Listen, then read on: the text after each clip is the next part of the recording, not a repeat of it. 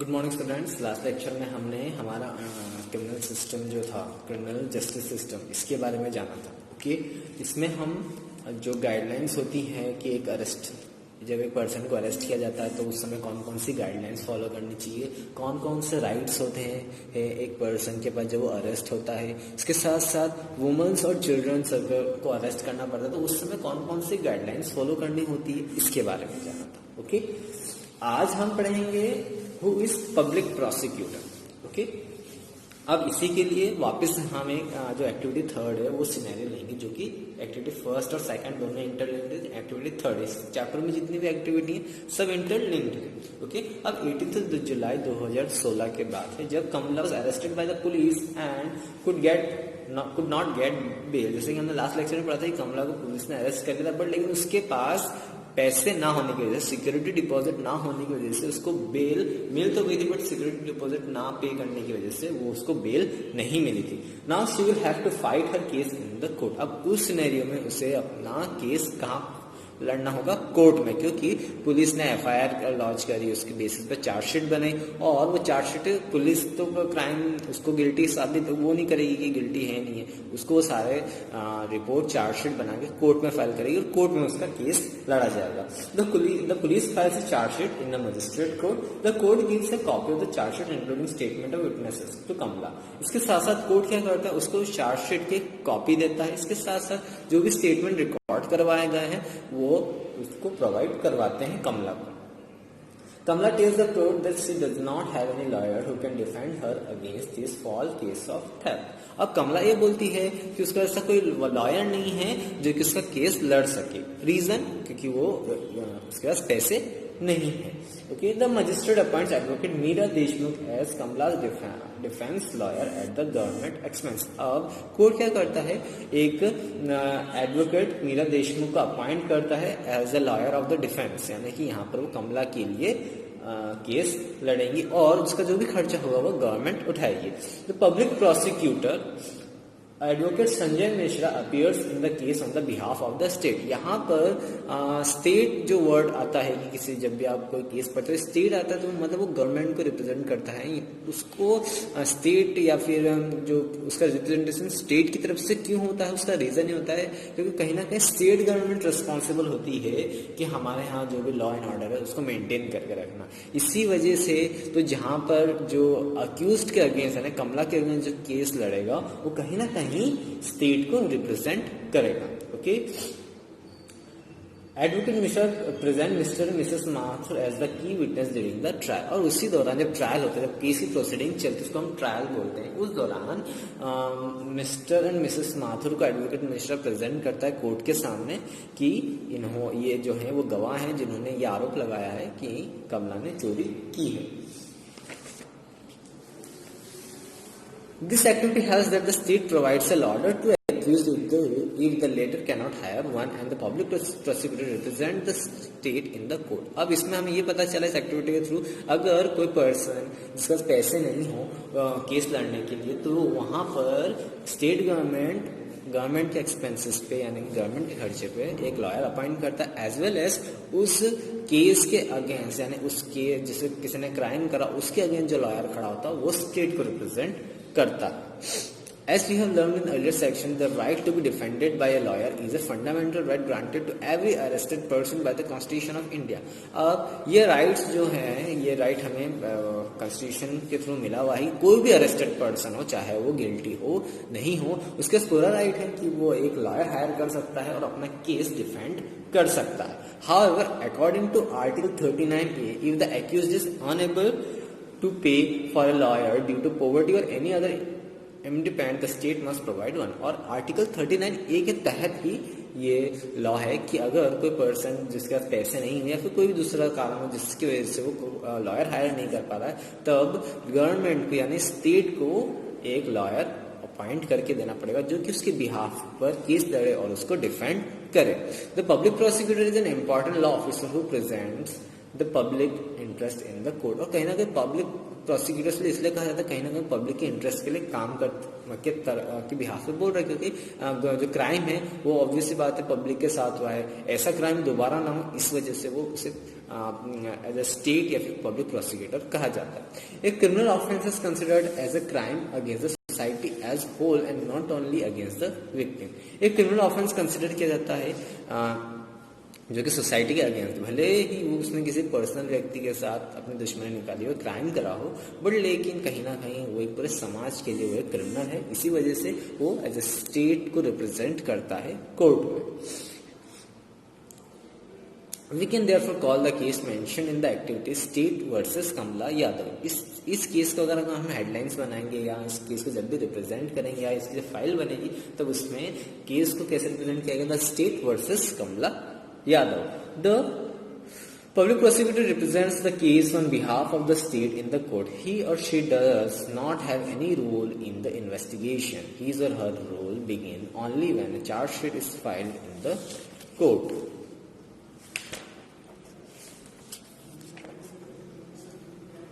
अब the public prosecutor represent करता है स्टेट को इन द कोर्ट में, ओके। उसका कोई डायरेक्ट रोल नहीं होता है इन्वेस्टिगेशन में, okay.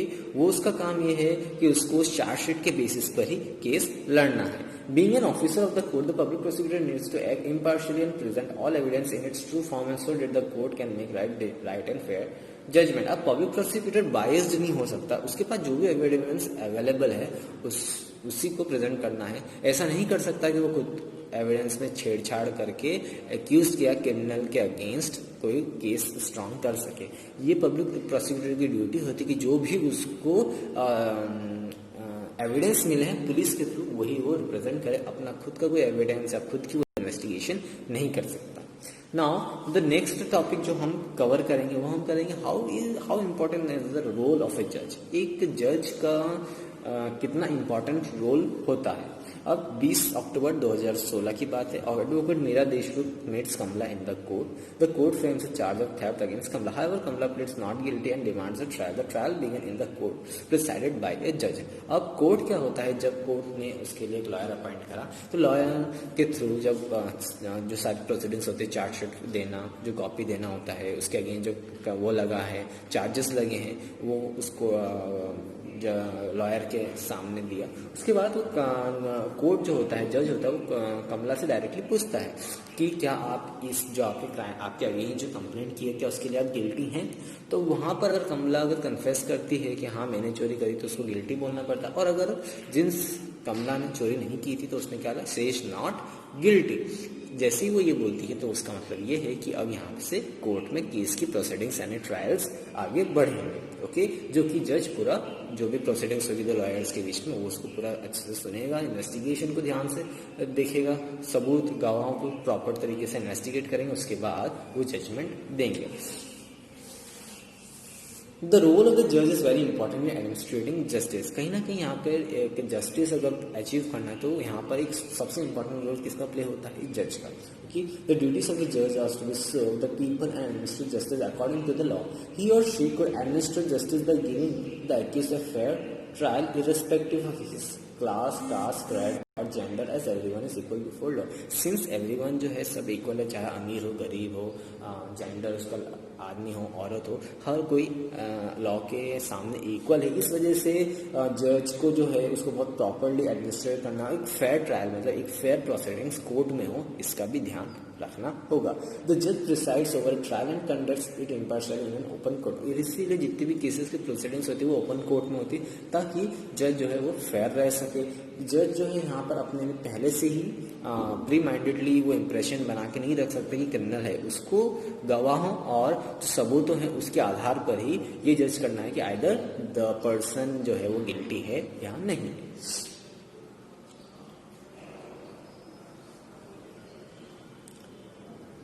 Now the judge being impartial should make up pronounces the sentence if the accused is proven guilty। और अगर सारे एविडेंस गवाहों के तहत अगर वो कोई एक्यूज अगर गिल्टी होता है तो उसके लिए फिर वो जो भी सजा होती है वो डिसाइड करते हैं, okay. He or she may order a jail term for a convicted person और चार्ज ए फाइन और डू बोथ। अब जो कोर्ट होती है वो दो तरीके से सजा सुनाती है। अगर क्राइम बहुत ज़्यादा इंटेंस नहीं है तो उसको सिर्फ फाइन दे के ही छोड़ दिया जाता है, और अगर इंटेंस रहे तो फाइन और जेल दोनों होती है। ओके, डिपेंडिंग जो भी होता है कि उसने किस टाइप का क्राइम किया है। Okay, how is a fair trial ensure. अब इस बात का इंश्योरमेंट कैसे होती है कि जो प्रोसीडिंग्स हो रही कोर्ट में, जो ट्रायल चल रहा है, जो केस लड़ा जा रहा है, वो फेयर मैनर में लड़ जा रहा है नहीं। अब सिनेरियो है 18 जनवरी 2017 का। Okay, the trial begins before the magistrate court. Advocate Meera Deshmukh asked Mrs. Mathur if anything else has gone missing from her home in the last 3 years, and she answers in the negative. अब जब मीरा देशमुख जो कि किसी कमला यादव के lawyer हैं, वो उनसे पूछती है कि पिछले 3 सालों से आपके घर से कोई भी ऐसा सामान घुमा है, तो जो मिसेस माथुर है उन्होंने मना किया। फिर उन्होंने एडवोकेट मीरा देशमुख जो कमला यादव की वकील हैं, उन्होंने एक और विटनेस प्रेजेंट किया जहां पर कमला काम करती है। देखो, एक कोई दूसरी जगह भी काम करती होगी, एक जगह तो काम करती नहीं। This say that Kamla has never stolen anything from their homes. अब उनकी गवाही ये थी कि उन्होंने भी ये गवाही दी कि कमला ने जैसे लाइक दो हो सकता मेड है ना, एक से ज्यादा जगह काम करती हैं, है ना, सिटीज में। तो जब दूसरे किसी पर्सन को बुलाया तो उनसे जब पूछा गया कि क्या आपके यहाँ जो कमला इतने दिन से काम कर रहे थे, आपके यहाँ से कभी कुछ चोरी हुआ? तो नहीं। Advocate Meera Deshmukh learns the Inspector Roy has arrested a gang of young men who has been stealing jewelry from Mrs. Mathur neighborhood। और उसी दौरान जैसे जैसे ट्रायल कंप्लीट होता जा रहा है, जैसे ट्रायल कंप्लीट हुआ तो उस दौरान एडवोकेट मीरा देशमुख को एक बात पता चली कि पुलिस इंस्पेक्टर ने उनके आसपास ही कहीं चोरी हुई थी, जहां पर उन्होंने एक गैंग ऑफ पीपल्स को अरेस्ट किया है जो कि ज्वेलरी चुराते थे, है ना, मिस्टर मिसेस माथुर के नेबरहुड में ही आसपास कोई चोरी हुई है, वहां पर उन्होंने एक गैंग को पकड़ा ना। Mrs Mathur bangles are also retrieved from them. अब उस जब उन गैंग को पकड़ा गया तो तब वहां पता ये चला कि जो मिसेस माथुर के बैंगल्स भी उन गैंग वालों ने ही चुराए थे। Advocate Meera Deshmukh call inspector Roy as a defence witness and he said that the gold bangles had been found. अब वहां पर वो इंस्पेक्टर रॉय को बुलाती हैं जिन्होंने उस गैंग को पकड़ा और उनसे पूछा गया क्या आपको मिसेस माथुर के बैंगल्स मिले हैं? तो उन्होंने बोला यस, हमें वो बैंगल्स मिल गए। तो वो एक तरीके गवाह बन गया कि जो बैंगल्स है वो मिसेस कमला ने नहीं चुराए बल्कि किसी और गैंग के पीपल्स ने चुराए। सो फाइनली जब कोर्ट के सामने एविडेंस और गवाह प्रेजेंट किए गए तब ये पता चला कि कमला इज नॉट गिल्टी और उसको सारे चार्जेस से बरी कर दिया गया। A fair trial is very crucial for delivering justice. Okay, if the trial in the above case was not fair, Kamala would have been convicted and might have ended up in jail for prolonged period. Justice is finally delivered to Kamala due to fair trial. अब एक fair trial हुआ, जाहिर सी बात यहाँ पे एक fair trial हुआ जब ही कमला बरी हुई। अगर फेयर ट्रायल नहीं होता तो हो सकता है उसको सालों साल जेल में बिताने पड़ते ड्यू टू जो उसने चोरी नहीं की थी। बट अगर वो फेयर ट्रायल नहीं होता तो उसको हो सकता है उसको सजा भुगतनी पड़ती। So article 21 of the constitution guarantees that the right to life to every citizen states that a person life और liberty can be taken away on by following reason and just a legal procedure. A fair trial therefore upholds article 21 of the constitution. अब article 21 जो है वो है right to life का, और इसी के तहत हमें एक फेयर ट्रायल मिलता है इसी राइट के थ्रू, बिकॉज एक इंसान के पास पूरा राइट है कि वो अपनी जिंदगी आज़ादी के तौर पर बिताए, उसके पास पूरी फुल फ्रीडम हो। ओके, इसी बेसिस पे उसके साथ जो भी ट्रायल है वो फेयर मैनर में हो। अब कुछ एलिमेंट्स है आर्टिकल 21 के हमारे कॉन्स्टिट्यूशन में, इसमें देखते हैं। The accused should be given A copy of the chargesheet and all other evidence the prosecution will present against him और हर। अब जो भी कोई एक्यूज जिसको कि गिरफ्तार किया जाता है उसका पूरा राइट है कि उसको उस जो कोर्ट में जो चार्जशीट फाइल की है उसकी कॉपी मिले, जो भी एविडेंस है उनकी कॉपी मिले। ओके, उसके पास पूरी जानकारी होनी चाहिए। The trial should be conducted in open court, है ना, जो ट्रायल हो वो एक ओपन कोर्ट में, मतलब कि पब्लिक वहां पे उस प्रोसीडिंग्स को देख सके। The trial should be held in the presence of accused. The trial होगा वो उस क्रिमिनल जो उसको भी अरेस्ट किया गया उसके सामने होना चाहिए, उसकी गैर हाजिरी में नहीं होगा। The defence lawyer should be given an opportunity to cross-examine all the witnesses presented by the prosecution and present witness in the defense of the accused. अब जो डिफेंस लॉयर है उसको पूरी अपॉर्चुनिटी मिलनी चाहिए कि वो जितने भी एविडेंस को क्रॉस एग्जामिन कर सके, जितने भी गवाह हैं उनको क्रॉस एग्जामिनेशन करके सवाल जवाब कर सके. Though the police files a charge sheet against the accused, the judge cannot assume him or her guilty on the basis of that. In fact, the judge has to assume him or her to be innocent. It is the duty of the prosecution to prove beyond reasonable doubt that the accused is guilty. अब जो जज होता है वो पहले से ही सिर्फ उसको किसी पर्सन को अरेस्ट कर लिया, इसका मतलब वो ये नहीं है कि वो गिल्टी है. तो जो जज होता है उसको उस तरीके से ट्रीट करना होगा उस पर्सन को कि वो गिल्टी अभी नहीं है, कि वो अभी इनोसेंट ही है. जब प्रोसिक्यूशन उसके अगेंस्ट उसके सारे गवाह सबूत रखेगा तभी उन बेसिस पर ही वो उस पर्सन को जज करेगा. पहले से प्री माइंडेडली ये नहीं सोच सकता कि सामने वाला पर्सन जिसको अरेस्ट किया है वो गुनहगार है. The judge should decide on a case based on the evidence presented before the court and not on the basis of presumption. जो जज है वो जो भी फाइनल डिसीजन देगा वो एजम्पशन पे नहीं देगा, इसलिए सोचे कि हाँ हो सकता है गिल्टी है.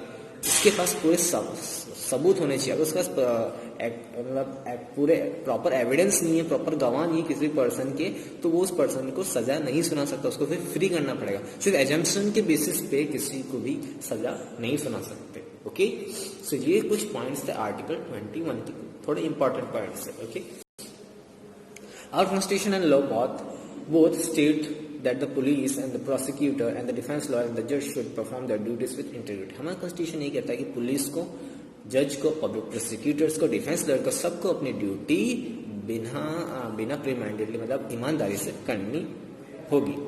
They all need to work impartially to ensure that every citizen is given a fair trial when accused. और इस बात का ध्यान रखना होगा कि उन्हें अपनी जो ड्यूटीज हैं वो इम्पार्शियल, किसी के साथ भेदभाव नहीं करना है. जब भी जाके एक फेयर ट्रायल, एक फेयर जस्टिस मिल पाएगा every citizen of our country.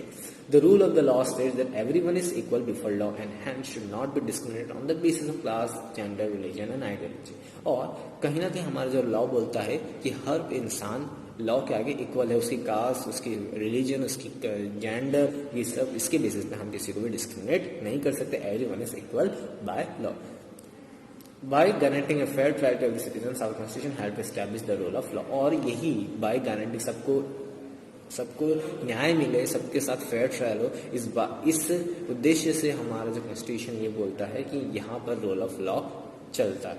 Okay, guarantee देना कि सबके साथ जो भी ट्रायल होगा, जो भी केस लड़ा जाएगा वो फेयर मैनर में लड़ा जाएगा. ओके, यहाँ पर आपका जो understanding of criminal justice system जो है वो कंप्लीट होता है. ओके, नेक्स्ट लेक्चर में मैं इनके आपको नोट्स दे दूंगा. ओके, आज के लिए नहीं, थैंक यू.